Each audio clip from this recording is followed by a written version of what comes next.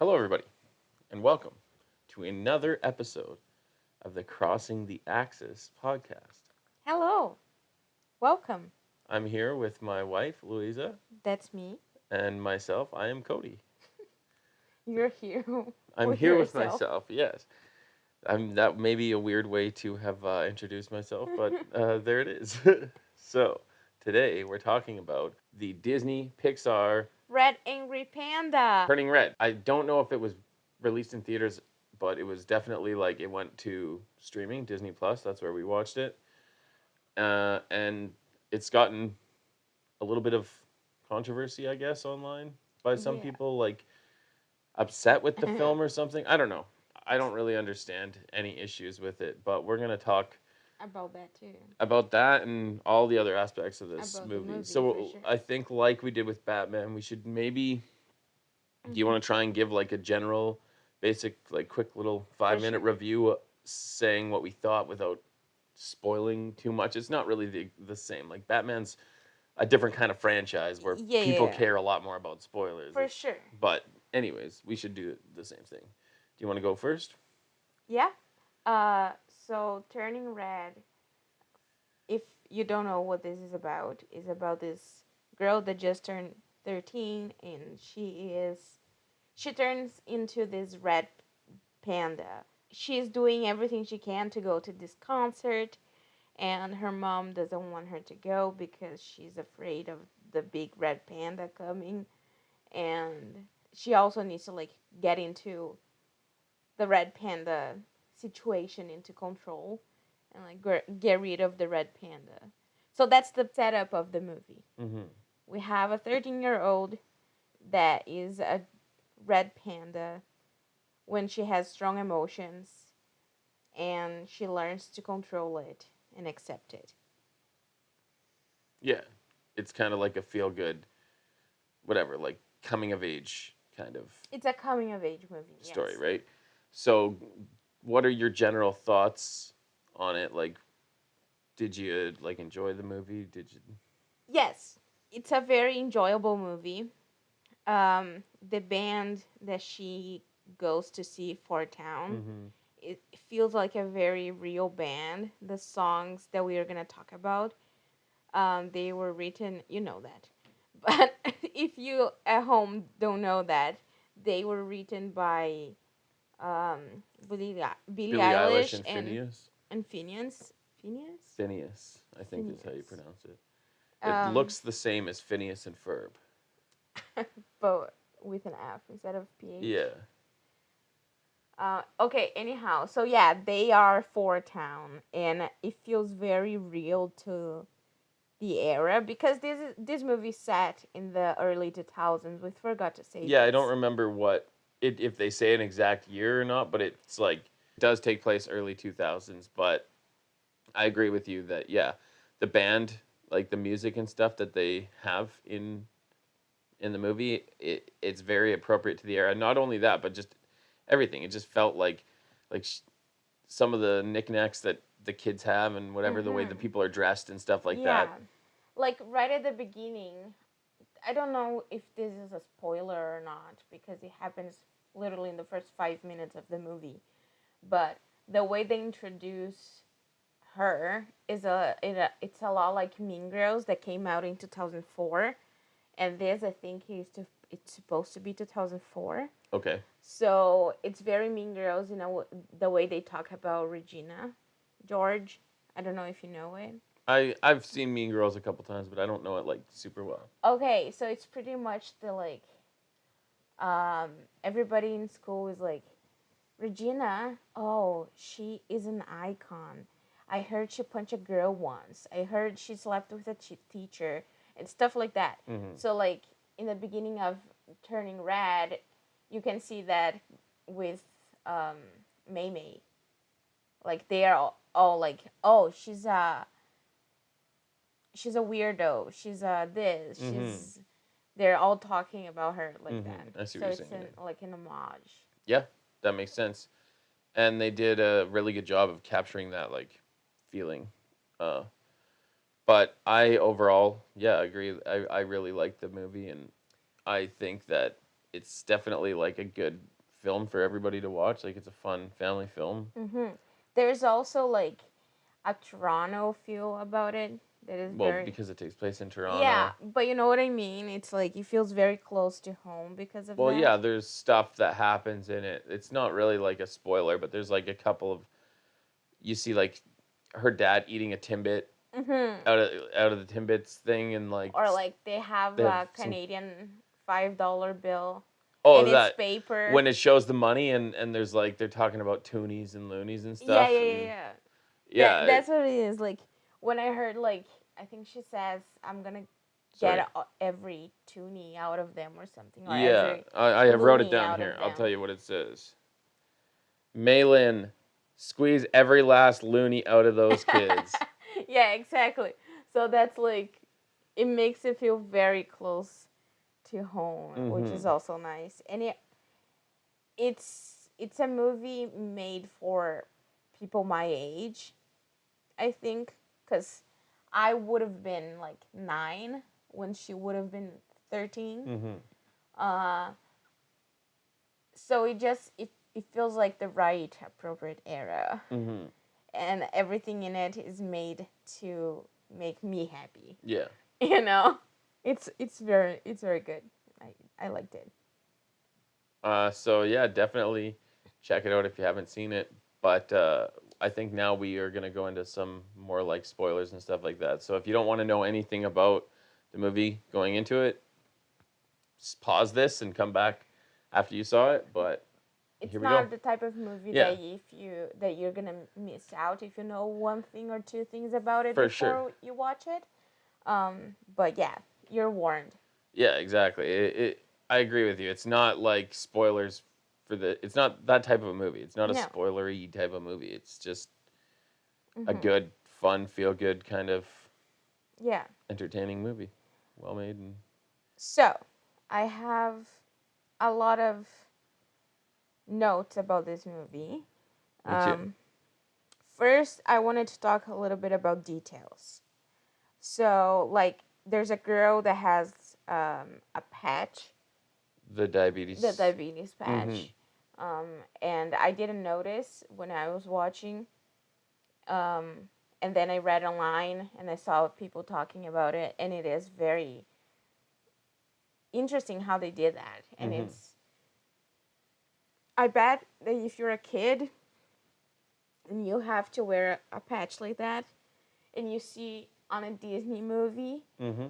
it would easily make you feel better about yourself. I think so too. Yeah, like representation matters, and this movie does a good job, including small details like that.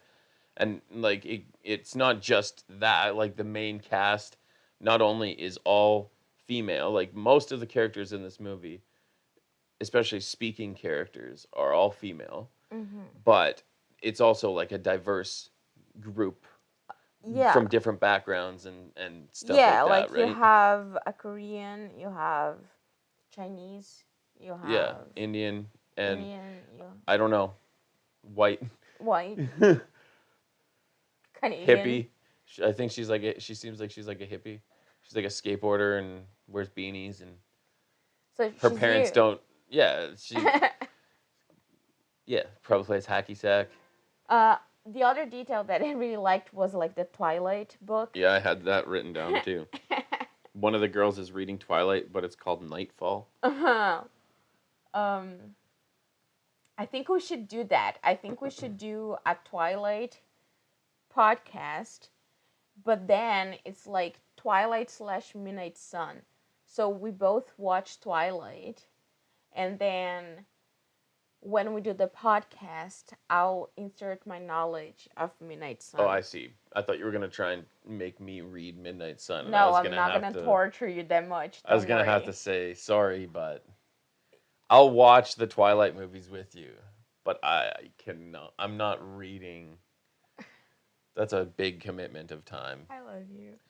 I I'm love not you. gonna make that Um. make you do that. But anyways, yeah, we Um. could totally do that. Okay. So the other little detail that I have here is like the red versus green contrast of colors in the scheme. Like the panda is red slash orangey, and then the aunties and her mom and her grandma are all in green, which is the opposite, because they're all trying to reject that part of themselves, right?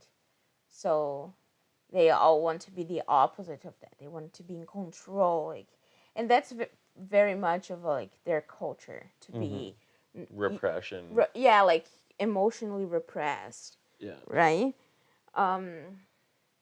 And especially the main kind of thing in this movie of respecting like your elders or whatever, like your parents kind of thing. I know that's a big thing in China too. Yeah. Like the lots of times they'll have like a families all like living together multiple generations, and it's like they have a lot of respect for like the elder generations.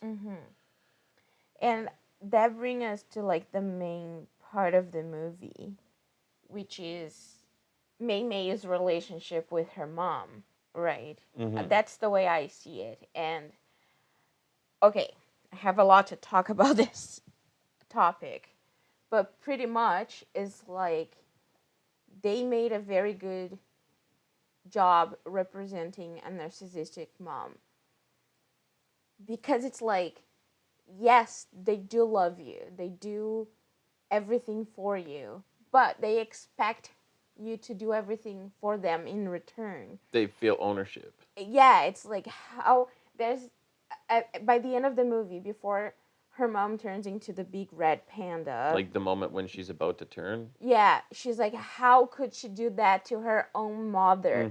And literally the girl didn't do anything to her. Like the all she did was, I want to still be the panda because I like this part of myself and I want to go to this concert.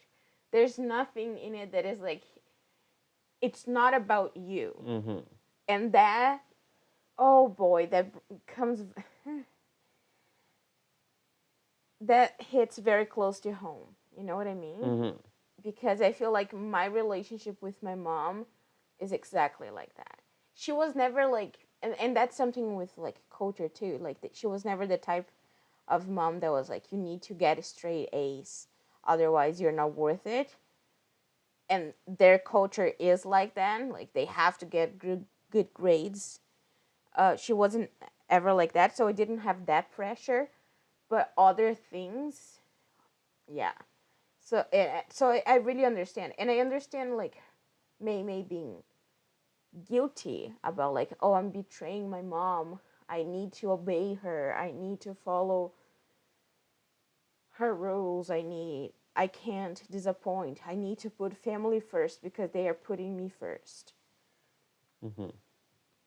Yeah, I agree, and that's something that I think is a weird complaint that I've seen online, where some people are saying that they can't relate to like the main character because they're not a 13-year-old girl or whatever.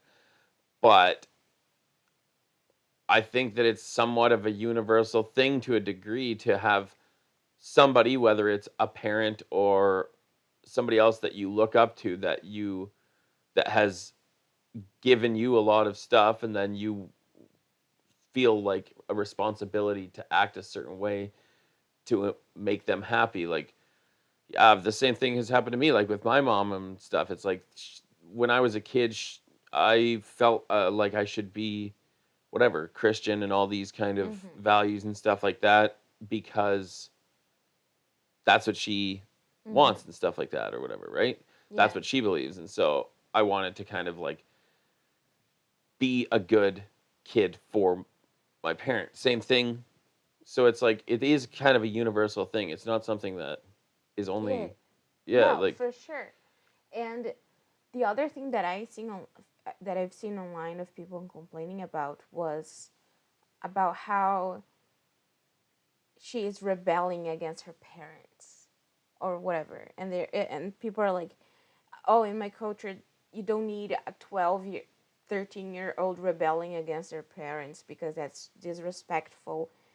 And I think that brings us to another point that I had, that this is like a clash of generations, I think, because, and we had that discussion before too, like what I see as respect and what your mom see as what is respect, for example, it's completely different things. Well, there's something definitely that, like, I've even talked to my mom about this, where it's like, she has said the way that me and my brothers talk to her is totally different than the way that she ever spoke to her parents. Like, she would never, like, the things that we're honest about and the opinions that we have when we have opinions that go against her Hmm. opinions, or whatever, like that. And Say that's sad. yeah, because that's just kind of the way it used to be, right? Like, you Yeah, don't disrespect your parents, you don't say no to your parents, you just do what they tell you to do, and it's like an yeah, obedience thing. and that brings us to gentle parenting.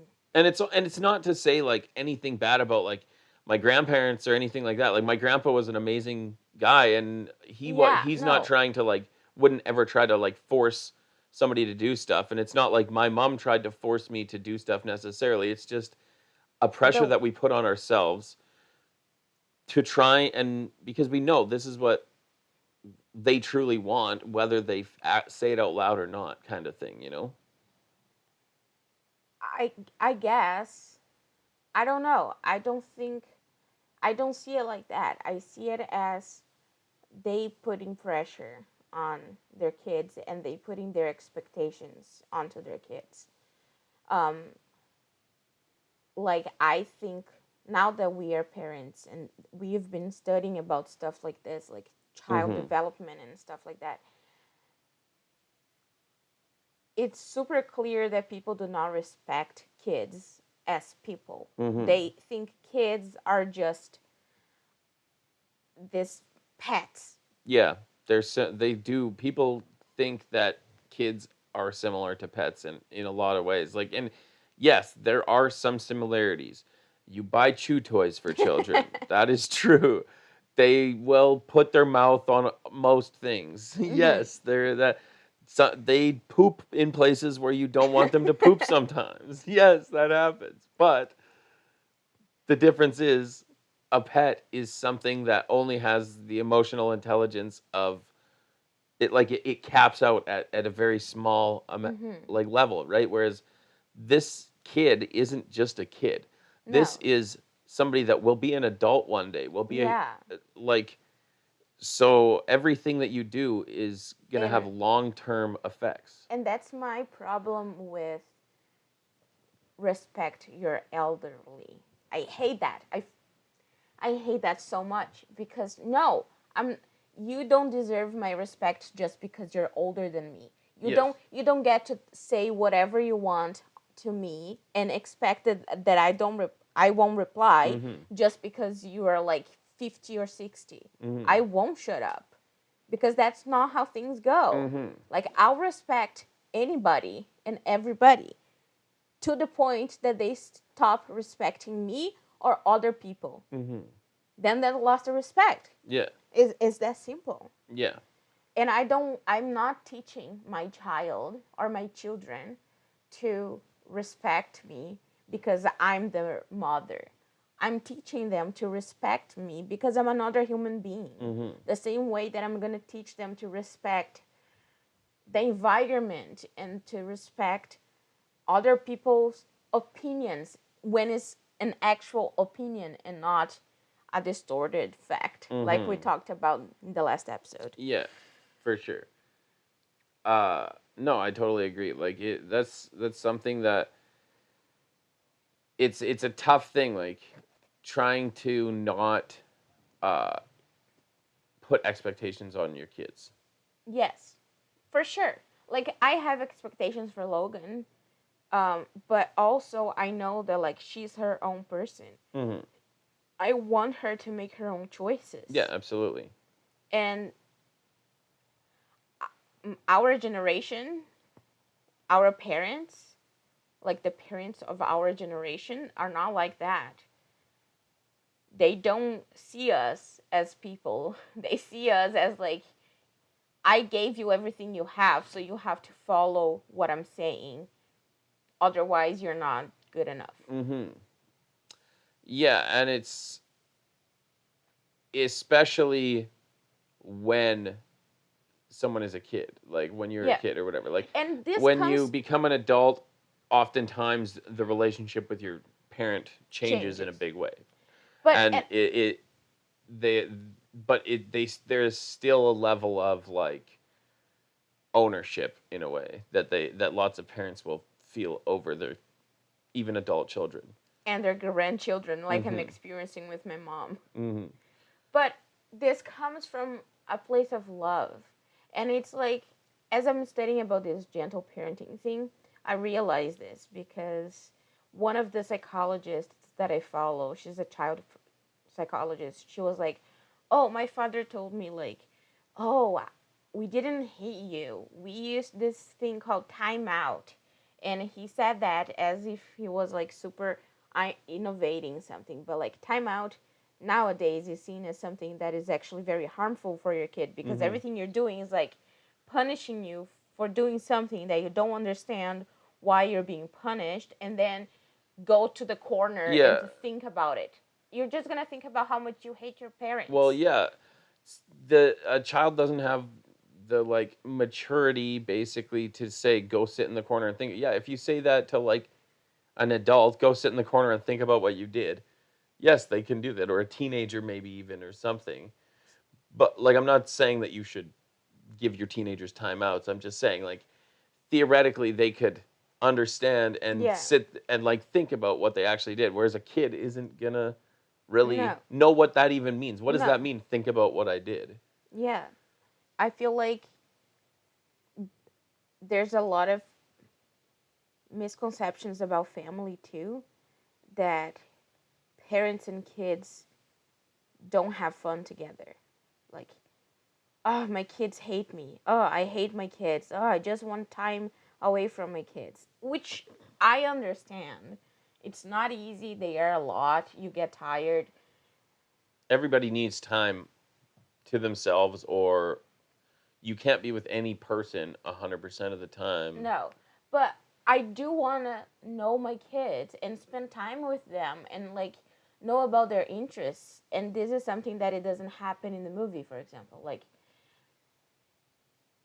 if I was her mom and she wants to see Fort Town, I would be like, yeah, for sure, let's go. I'll take you Mm-hmm. and your friends because Yeah. I want to see what you like. Yeah, I think it would be a cool experience. For Anyways. sure. Like, even if I don't like the songs, if I don't like the music. Mm-hmm.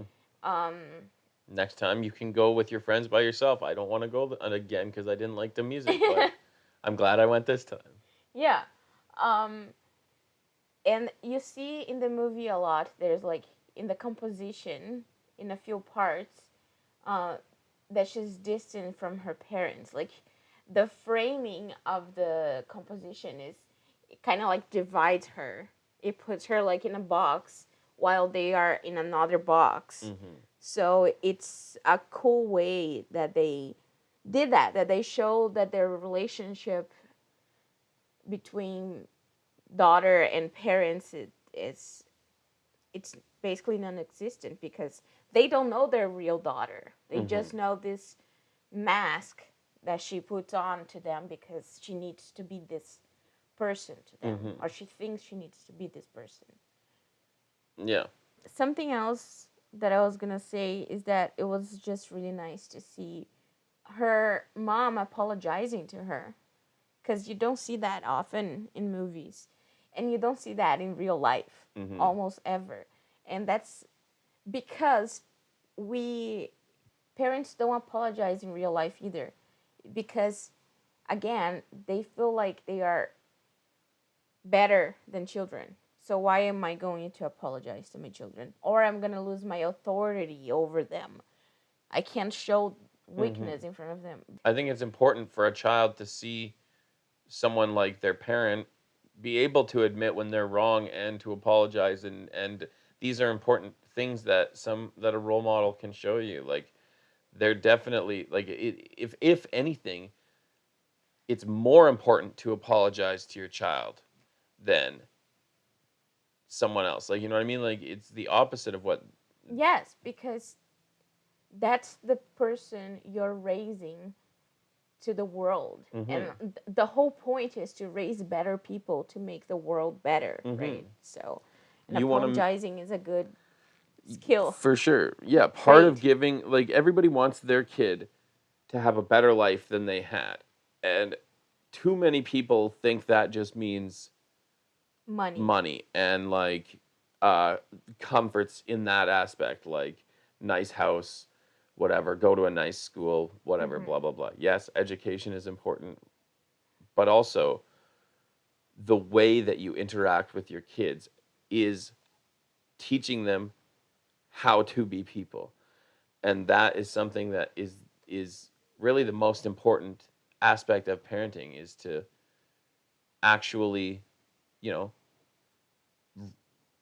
like perform the actions that you want your kids to perform when they become adults or whatever. Yeah, basically, they will learn by modeling. Exactly. You are the example, right? Yeah.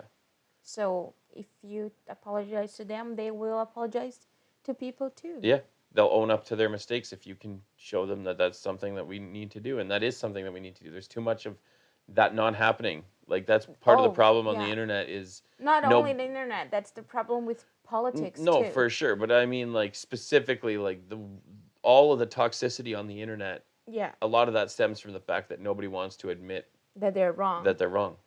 It's interesting. One of the things that this movie kind of gets like hate on the internet is like people complaining that it's teaching people about periods, that it's a Pixar movie teaching people about periods or something.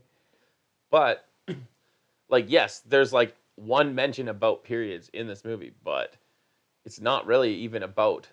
Like, No. you could see this movie, the panda and that kind of a thing, as a metaphor for periods, for sure. Yeah. That's one way to look at it. But I personally think that it's more even kind of about all of the hormonal kind of things that you go through when you go through puberty. Not just women, like boys and girls both, where there's a lot bigger emotions and stuff, and you're becoming an adult, and in a way where it's like you're having to deal with emotions in a different way, and it's almost like you have more responsibility of yourself. And it's so hard to deal with emotions. I don't know how to deal with emotions. There's a lot. Like, when I get frustrated, it's one emotion that I don't know how to deal with. And we talked about this also, for like, how do you teach children to cope with strong and big emotions like that when you don't know how to cope with them yourself? Right? And parents don't care about that. Parents are always pointing their finger to their children and being like, you're the problem, you're acting out, you're throwing a tantrum, you're the, like, what's wrong with you? It's like, no, stop pointing your finger out and point it in. It's like, maybe it's because you're not giving them the tools to deal with this. Why is this kid truly having a tantrum? It's not because they want Lucky Charms. It's maybe because they need more attention from you, or like, there could be a million reasons, but you got to actually like think about those kind of things, and more than just kind of dismiss it as it's just a kid acting out or anything like that. And like, I agree, it's a tough thing, and the emotional side of puberty is a tough thing for kids to go through. Yeah, for sure. Not to mention, that's when you have like your first crushes and stuff like that, and that complicates everything. And this, like, sexual urges and stuff that you wouldn't have had before, and I think that's a great thing that it has, like, these 13-year-old girls crushing on boys and stuff, and it's showing because that they can exactly be like that. creepy too. Like, everybody has hormonal feelings when they're going through puberty. Right? That reminds me, I love the anime influence in this. That was one of the notes I had, was it's so good. It's like, there's a lot of moments. So many, like, all the facial expressions and the comedy and the when she goes under the bed and she draws and she makes like a pervert face. Yeah. It's like, and I saw online people saying, "Oh, 13-year-olds are not like that." Yes, they For are. sure they are. I was. So, Yeah.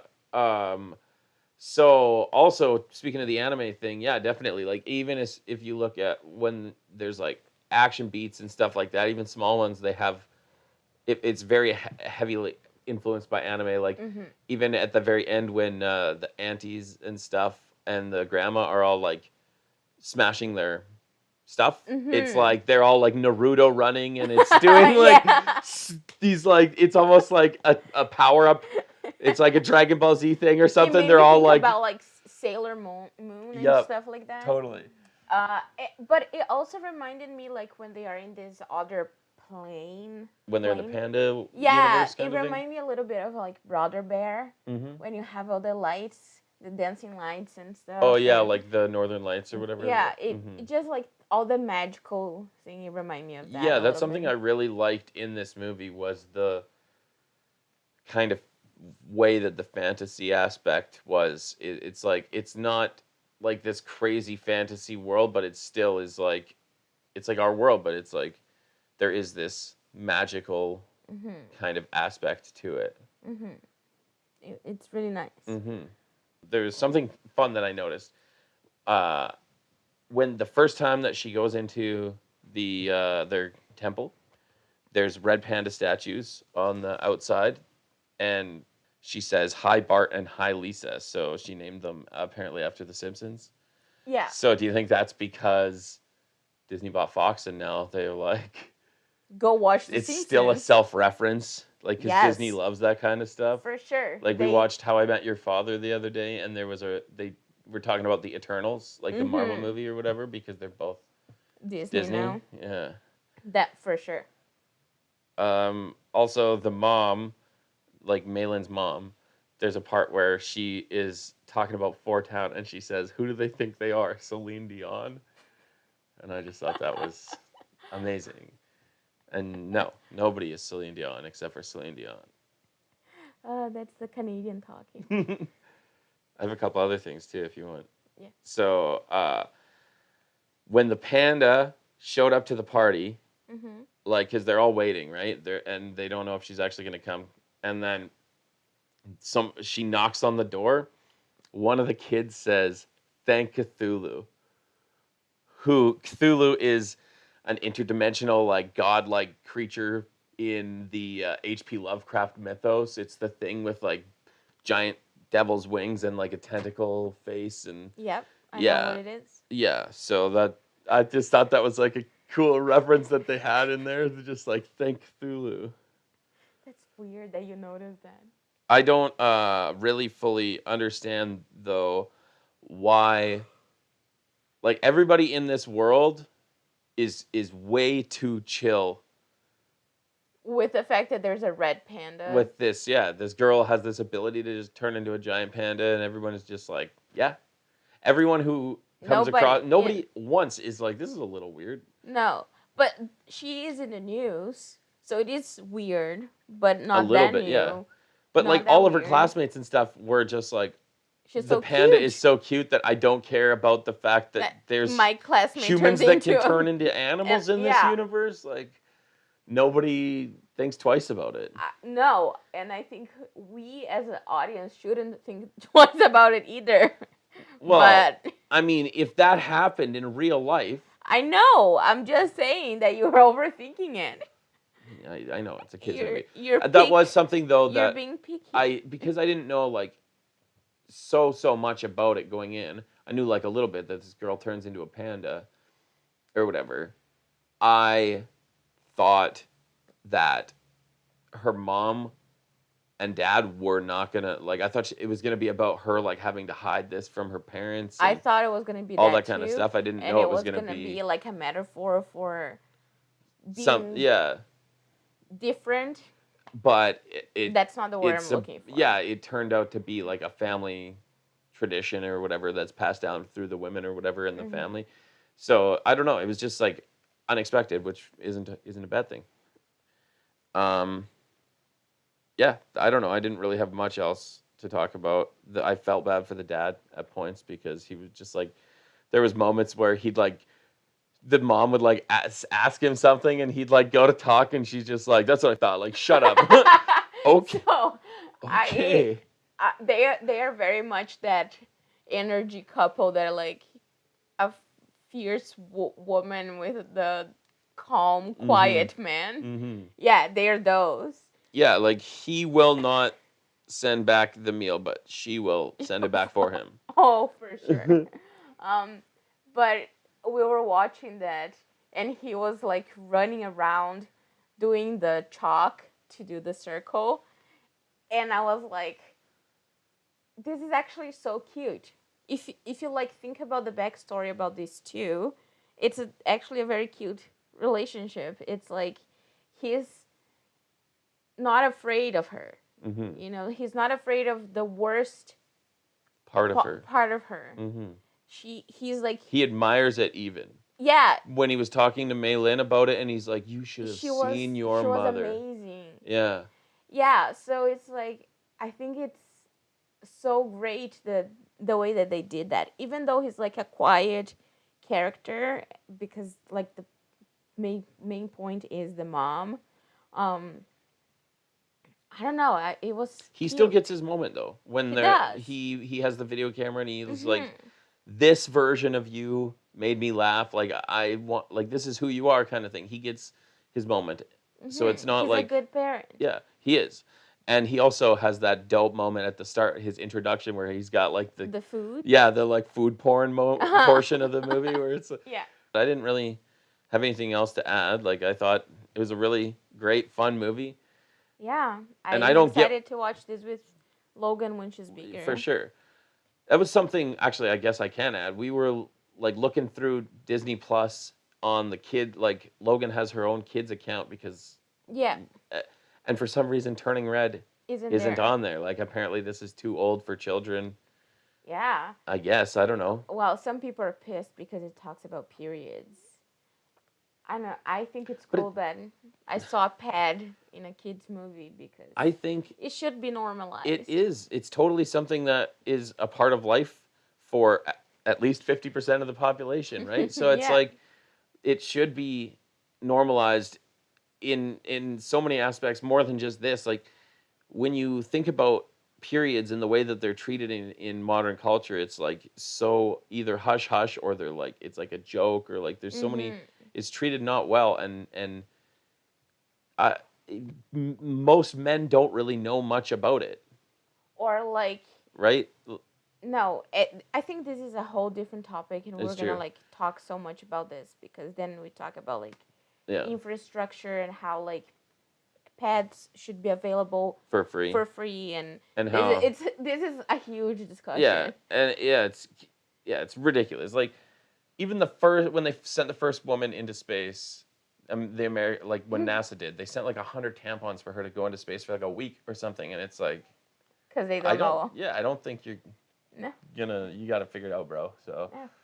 that's And like they're the world's scientists. top scientists or whatever. Yeah. Okay. So Logan's crying, so okay, we need so to end this podcast. I'll wrap it up.